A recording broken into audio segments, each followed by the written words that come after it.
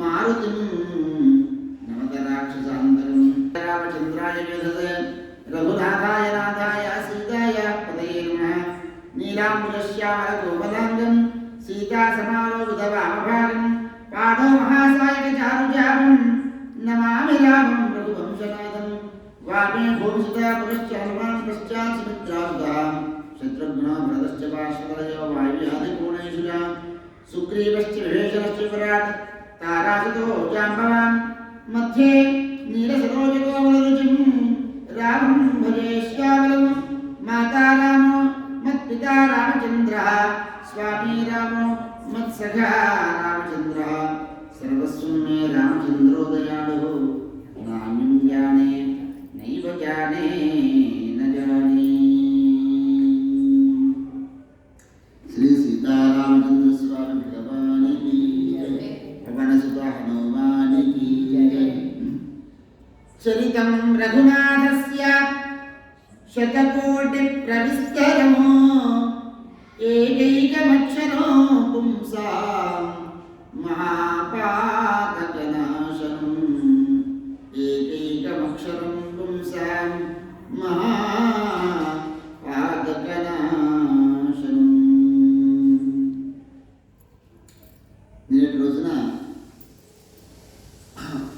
ఆ వారిని వధించేటువంటి సర్గం చెప్పుకున్నాము.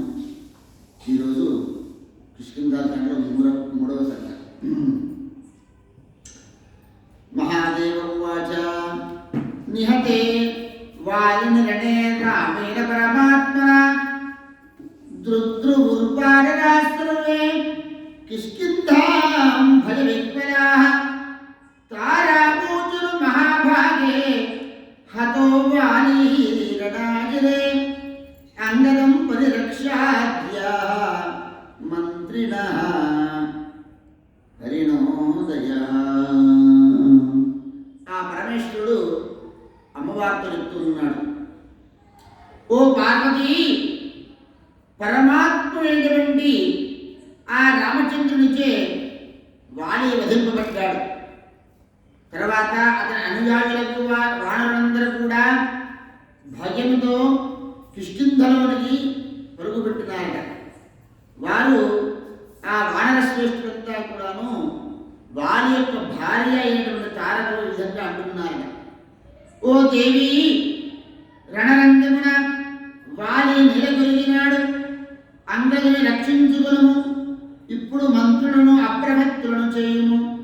భామిని కిష్కింధలు నెలవైపులా ద్వారములను బంధించి నగర రక్షణ చేయుము, అంగదుని వానరరాజుగా అభిషేకము చేయుము అని చెప్పినారు. ఆ తర్వాత వాలి మరణించును అనేటువంటి వార్త వినేటువంటి ఆ తార దుఃఖములో మునిగిపోయి చేతులతో పదే పదే శిరస్సును బాదుకొనుచు, హృదయాన్ని బాదుకొనుచు, ఇక అంగదుడైన రాజ్యముతో పని ఏమున్నది, నగరము ఎందులకు ధనము నాకేలా, ఇటులే పోయి పనితో సహగమనం చేయుదును అని పలికి రోధించుచు తల వెంట్రుకలు విడబడ తార మహాశోకార్తురాలై భర్త కళయవరం పడిన చోటుకి పరిగెత్తిందట. అక్కడ రక్తపు ముద్దగా మారి దుమ్ము చే కప్పబడి ప్రాణములు కోల్పోయి పడినటువంటి వారిని చూచి రోధిస్తూ నాథా నాథా అనుచు రోధించుచు తార వారి పాదములపై కుప్పకూలిందట. చూచు వారిని జాలి కలిగినట్టుగా రోధిస్తూ ఆమె రఘునందులను చూచి రాముని చూచి ఇలా అంటున్నట, రామా, ఏ బాణముచే నా స్వామి వారి నిహతుడయ్యనో దానితో నన్ను కూడా చంపుము. నేనును నా పతి చేరిన లోకమునకు పోయేదను. అతడు నా కొరకై అక్కడ ఒంటరి ఎదురు చూసును. నేను ప్రక్కన లేనిదే అతనికి స్వర్గంలో కూడా సుఖము లేదు. ఓ పుణ్యశ్లో కూడా నీ చేత పత్ని వియోగ దుఃఖము అనుభవించబడినదే కదా, వారి దగ్గరికి నన్ను వెంటనే పంపము అని నీకు పత్నీదాన ఫలము లభించగలదు అని ఏడ్చిందట ఆ తార. అప్పుడు సుగ్రీవ, వారిని వధించిన రామునిచే అతి సులభముగా నీకు రాజ్యం అప్పగించబడినది.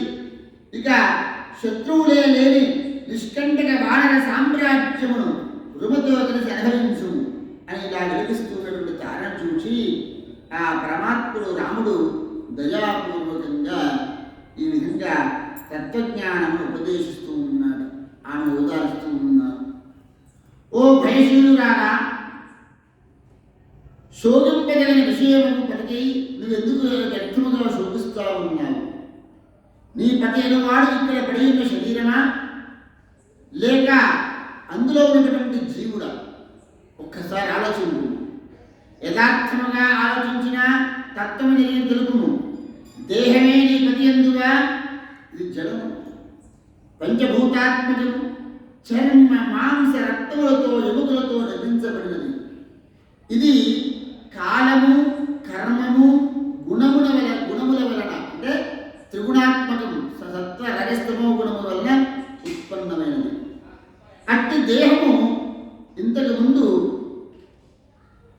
వారి చనిపోకముందు, ఇప్పుడు వారి చనిపోయిన తర్వాత కూడా నీ ఎదురుగానే ఉన్నది. దేహమే వారి అనుకుందువా, నీ పతి అనుకుందువా అని ఎదురుగానే ఉన్నది కదా. దీనికే దుఃఖించడం ఎందుకు? నీకు ఎదురుగా ఉన్నప్పుడు దాన్ని చూచుతూ దుఃఖించుట శోకించడం వ్యర్థమే కదా. లేదా జీవుడే నీ పతి ఎందువా, అప్పుడు నువ్వు శోకించడం అవసరం లేదు. ఎందుకనగా జీవుడు నిరామయుడు, నిర్వికారి, జననము లేదు, వాడికి జీవుడికి నాశనము లేదు. ఒక చోట నిలబడు, ఒక చోట నుండి మరొక చోట కూడా కదలడు. జీవుడు స్త్రీ పురుష నపుంసకములలో ఏది కాడు. జీవుడు సర్వగతుడు, అవ్యయుడు, ఒక్కడే ఒక్కడు, రెండవ వాడు లేడు. సజాతీయ విజాతీయ స్వగత భేదములు ఆ జీవుడికి లేవు. ఆకాశం వలె ఆ జీవుడు నిర్లేపుడు, నిత్యుడు, జ్ఞానమయుడు, శుద్ధుడు. అట్టి జీవుడి కొరకు నువ్వు ఎందుకులా దుఃఖిస్తా ఉన్నావు? అప్పుడు తారా విధంగా ఉంటుంది, దేహోచిత్కాష్టవత్రామ జీవో నిత్యశ్చిదాత్మకః సుఖ దుఃఖాది సంబంధ కస్య స్యాద్ రామమే వద. రామా, నీవన్నట్టుగా దేహము కట్టెవల జడము, జీవుడు నిత్యుడు, చైతన్య స్వరూపుడు అయినట్టయితే ఓ రామా, ఈ సుఖ దుఃఖాలతో సంబంధము దేని వల్ల కలుగుతున్నది నాకు తెలుపు అని ఆ తార అడిగింది.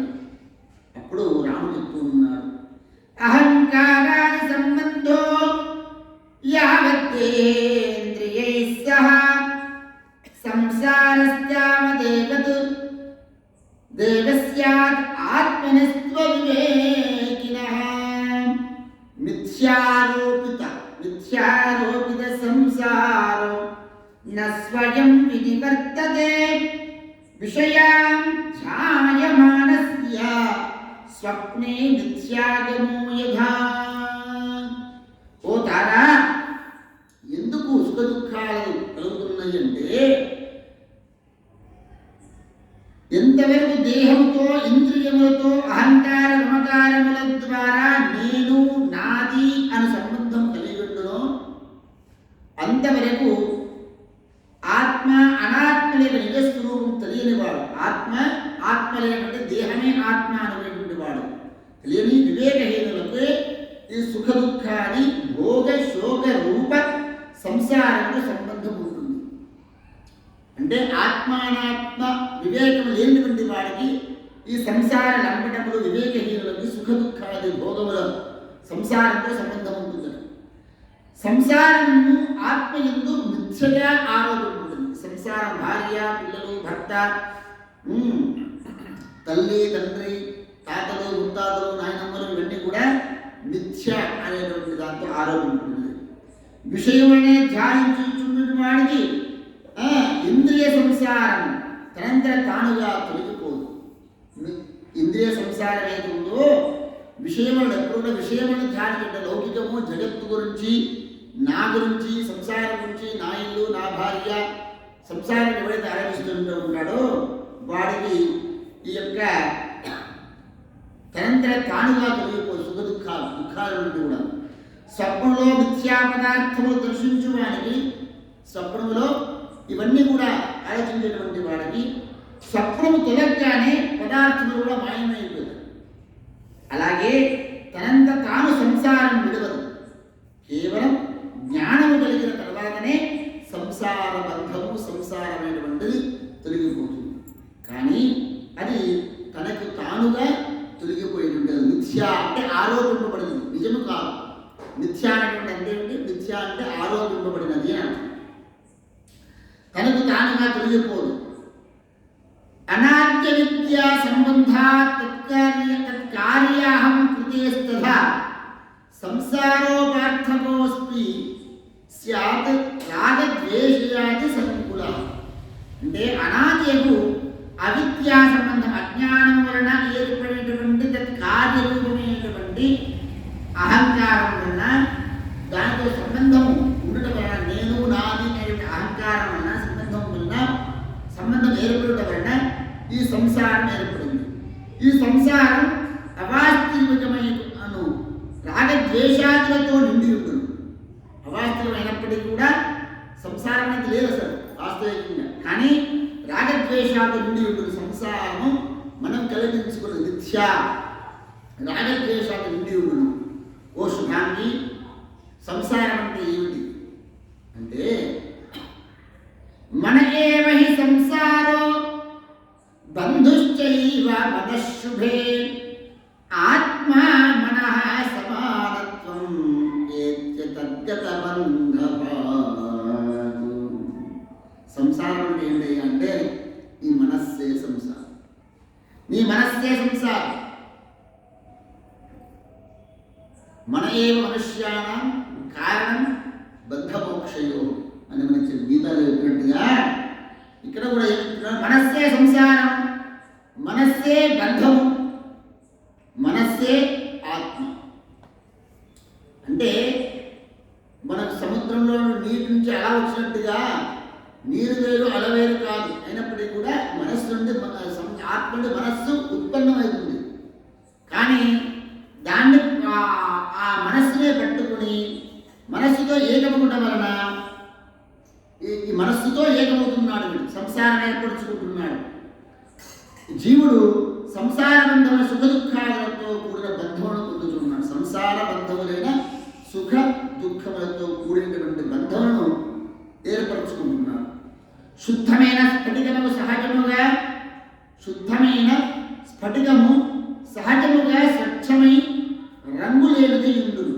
కానీ అక్కడ ఏదైనా పదార్థం అంటే ఒక స్ఫటికం ఉంది. ఆ స్ఫటికం ఎలా ఉంటుందంటే స్వచ్ఛముగా ఉంటుంది. దానికి ఏ రంగు అనేటువంటి ఒక స్ఫటికం శుద్ధముగా ఉంటుంది.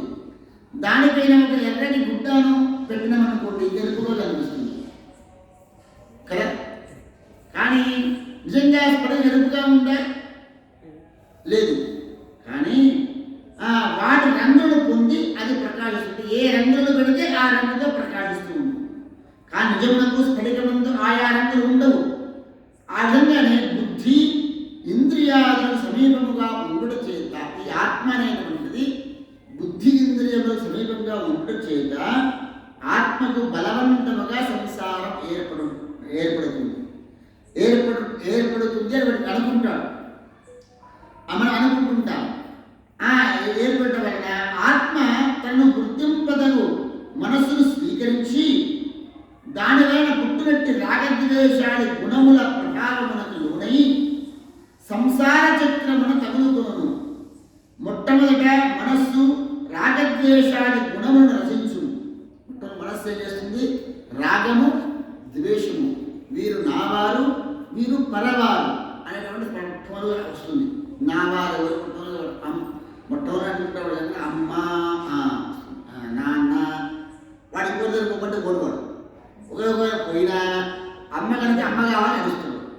ఇప్పుడు వేరే వాడు ఎవరైనా పరవాడు అనుకుంటాడు. అక్కడి నుంచి ఆగమనం అవుతుంది వాడికి. పిమ్మట జీవుడి యొక్క మనస్సు అభినివేశనము వలన నానావిధ కర్మలు ఆచరిస్తూ ఉంటుంటాడు. అట్టి కర్మలు జప ధ్యానాదులను, శుక్రములని, సాత్విక అంటే జపధ్యానాలు సాత్వికములు. సాత్వికమైనటువంటి అంటే కర్మలు 3 రకాలుగా చేస్తూ ఉంటాడు. సాత్విక కర్మలు, తర్వాత హింసాయుత యజ్ఞాదులను లోహితములని అంటే రాజసమైనటువంటి యజ్ఞములు, అభిచార హోమాది కర్మములు కృష్ణములని తామసమైనటువంటి అభిచారమైనటువంటిది అంటే క్షాత్ర సంబంధమైనటువంటి హోమాలు ఉంటాయి కదా, అవి 3 విధములుగా చేస్తూ ఉంటాడు. ఈ కర్మ అనుసరించి వానికి గతులు కలుగుతూ ఉంటాయి. ఈ రీతిగా జీవుడు కర్మలకు వశీభూతుడై, ఈ జీవుడు ఏమైందంటే అప్పుడు కర్మలకు వశీభూతుడవుతాడు. ప్రళయ పర్యంతము కూడా జనన మరణ చక్రములో పడి తిరుగుతూ ఉంటున్నాడు. జనన మరణ చక్రంలో పడి తిరుగుతూ ఉంటాడు. ఆ విధంగా మరణ ప్రళయకాలమున భూతములన్నీ కూడా లయమైనను, భూతములన్నీ అంటే పంచభూతములన్నీ కూడా ఆకాశం నుండి, ఆకాశాత్ వాయువు, వాయురగ్ని, అగ్నిరాప, అగ్ని, పృథివీ, ఇవన్నీ కూడా పంచభూతాలు. ఇవన్నీ ఏమవుతుంది అంటే ప్రళయకాలన ఆ ఆత్మలో భగవంతుని లయమైంది. అయినప్పటికీ కూడా వీడికి కర్తృత్వ భోక్తృత్వం ఉందని ఉన్నటువంటి ఆరోపణ ఏదో ఉంటుందో అభినివేశనం అంటుందని, కర్తృత్వ భోక్తృత్వం అంటే అజ్ఞానానికి ఉన్నటువంటి కర్మ ఫలాలు ఏవైతే ఉంటాయో జీవుడు మళ్ళీ పూర్వవాసనల చేత, పూర్వవాసనలు అంటే స్వీయ కర్మలతో అనాది అవిద్యావశమై ఉండడు. ఈ విధంగా అతను అప్పుడు ఎప్పుడు కూడా అతను ముక్తుడు జీవిత పర్యంతం కూడా ఎప్పుడు కూడా ముక్తుడు కాలేడు. ఎప్పటి వరకు వాడికి కర్మలన్నీ కూడా తొలగిపోయేవారు, కర్మ ఫలాలు తొలగిపోయేవారు ముక్తుడు కాలేడు. పుణ్యకర్మలు అనుకో, పాపకర్మలు అనుకోండి. పాపకర్మలు ఆచరిస్తే పాపాత్ముడై దానికి సంబంధించిన ఫలాన్ని పొందుతాడు. పుణ్యాన్ని ఆచరిస్తే పుణ్యకు సంబంధించినటువంటి కర్మలను కూడా అనుభవిస్తూ ఉంటాడు. తర్వాత సృష్టికాల ముందు తన పూర్వవాసనలో ఉన్నటువంటి మనస్సుతో కూడి వివశుడై